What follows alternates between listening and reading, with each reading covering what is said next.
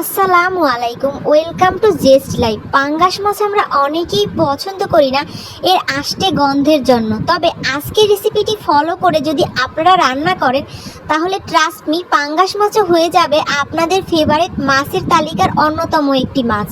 তো চলুন ঝটপট দেখে নেই এই মজাদার রেসিপিটি।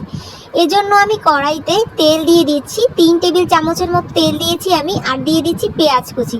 আমি এখানে দুটো ছোট সাইজের পেঁয়াজ কুচি করে নিয়েছি। তো এটাকে একটু হালকা ভেজে নেব। এই অবস্থাতেই আমি এটার মধ্যে দিয়ে দেব রসুন বাটা।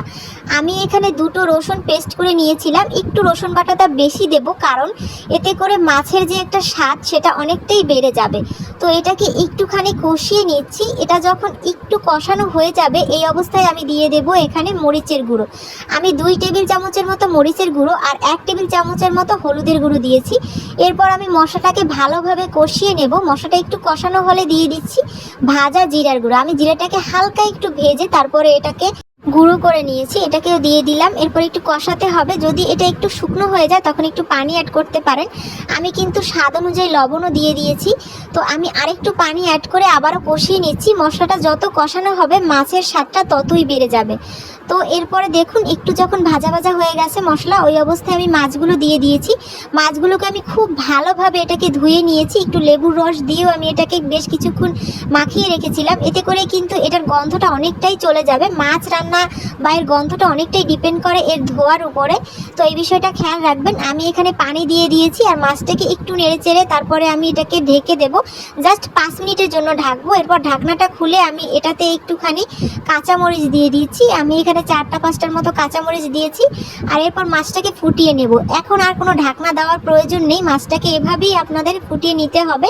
এভাবে ঝোলটা হালকাভাবে টেনে যাবে। যদি আপনারা এটাতে ঢাকনা দেন তাহলে কিন্তু মাছটা অনেক বেশি সিদ্ধ হয়ে যাবে। তো দেখুন আমার মাছ কিন্তু একদম তৈরি। আপনারা এটা গরম ভাতের সাথে পরিবেশন করতে পারেন। আর এভাবে রান্না করলে মাছ থেকে কোনো ধরনের গন্ধ তো আসবেই না, স্বাদও অনেক ভালো হয়ে যাবে। তো আশা করি আজকের রেসিপিটি আপনাদের ভালো লেগেছে। এরকম আরও ঝটপট মজাদার রেসিপি পেতে চাইলে অবশ্যই আমার চ্যানেলটি সাবস্ক্রাইব করবেন। আরও কী ধরনের রেসিপি দেখতে চান কিংবা কী ধরনের রেসিপি আপনাদের পছন্দ ঝটপটভাবে সেগুলো আমি উপস্থাপন করতে পারবো, এরকম রেসিপিও কিন্তু আপনারা কমেন্টে অবশ্যই লিখতে পারেন। এছাড়া আমার চ্যানেলের যদি কোনো রেসিপি ভালো লাগে তাহলে শেয়ার করতে ভুলবেন না। আর পেজ থেকে দেখলে অবশ্যই একটা ফলো দিয়ে রাখবেন। আজকের রেসিপি এই পর্যন্তই। এমন আরও মজাদার ঝটপট রেসিপি নিয়ে খুব জলদি হাজির হয়ে যাব আপনাদের দৌড় প্রান্তে। ততদিন পর্যন্ত ভালো থাকবেন, সুস্থ থাকবেন, জেস্ট লাইফের সাথেই থাকবেন। আল্লাহ হাফেজ।